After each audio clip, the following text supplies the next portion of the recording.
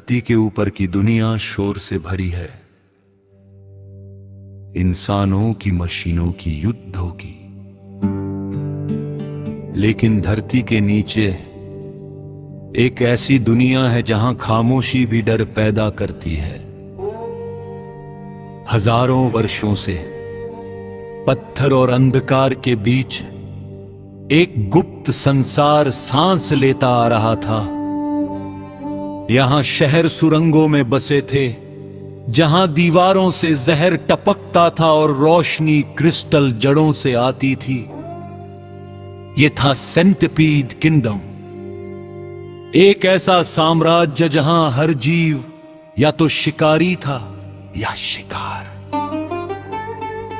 उस रात धरती कांप रही थी, लावा उबल रहा था, जहर की झीलों में लहरें उठ रही थी, और उसी अराजकता के बीच एक जन्म हुआ। लावा से भरे एक गड्ढे में एक सेंटिपेड ने करवट ली। उसका शरीर काले कवच जैसा था, जैसे किसी प्राचीन योद्धा की ढाल। उसकी नसों में हरा जहर धड़कते दिल की तरह चमक रहा था। जब उसने पहली सांस ली तो पूरी अंडरग्राउंड दुनिया सिहर उठी। उसका नाम रखा गया कालपाद। कालपाद साधारण नहीं था। उसके शरीर पर सैकड़ों नहीं, हजार टांगे थी, और हर टांग एक हथियार। लेकिन जो सबसे डरावना था वो था उसका चेहरा। जब उसकी आंखें खुली तो बुजुर्ग सेंटिपेड पीछे हट गए। एक जोड़ी नहीं, 10 नहीं, सैकड़ों जलती हुई आंखें अंधेरे को चीरती हुई देख रही थी। उन आंखों में भूख नहीं थी, उनमें फैसला था।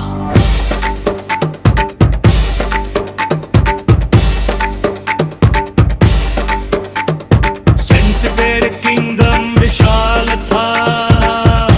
हजारों जीव, हर एक की अपनी शक्ति, अपनी सीमा।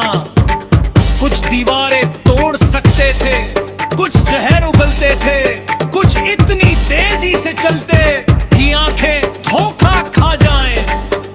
लेकिन जब कालपाद चलता तो जमीन लहराती थी, वो चुप रहता, देखता, सीखता, और यही बात बाकियों को डराने लगी। एक दिन धरती के ऊपर से आग की गंध आई।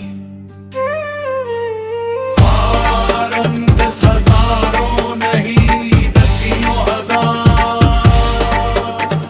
फारंस हजारों नहीं, दसियों हजार। जहां वे जाती तरक्कियों पर जाती, पैर राख बन जाते।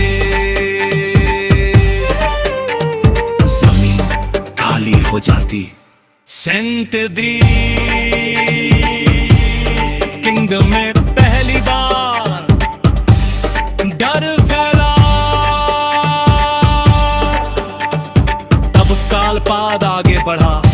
उसने पहली बार धरती की सतह देखी, जला हुआ जंगल, टूटी हुई धरती और आसमान जो जैसे युद्ध की प्रतीक्षा कर रहा था।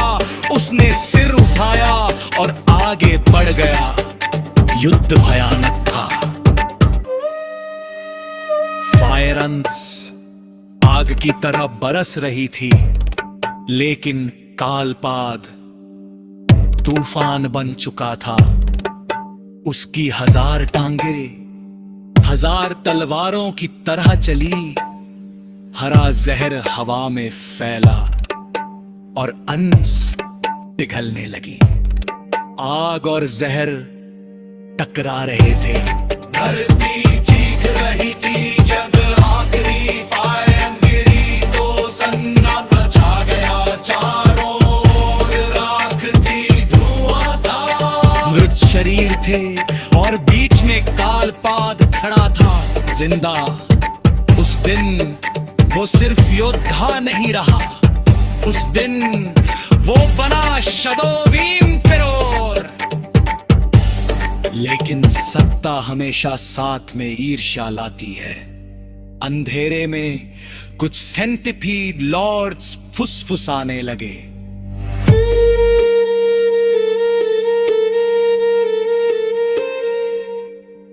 अगर ये जिंदा रहा तो हम कभी राज नहीं कर पाएंगे। और जब कालपाद घायल था, जब उसने अपना कवच उतारा था, तभी पीछे से वार हुआ अपनों का। जहर, आग और नुकीले पंजे उसके शरीर में धस गए।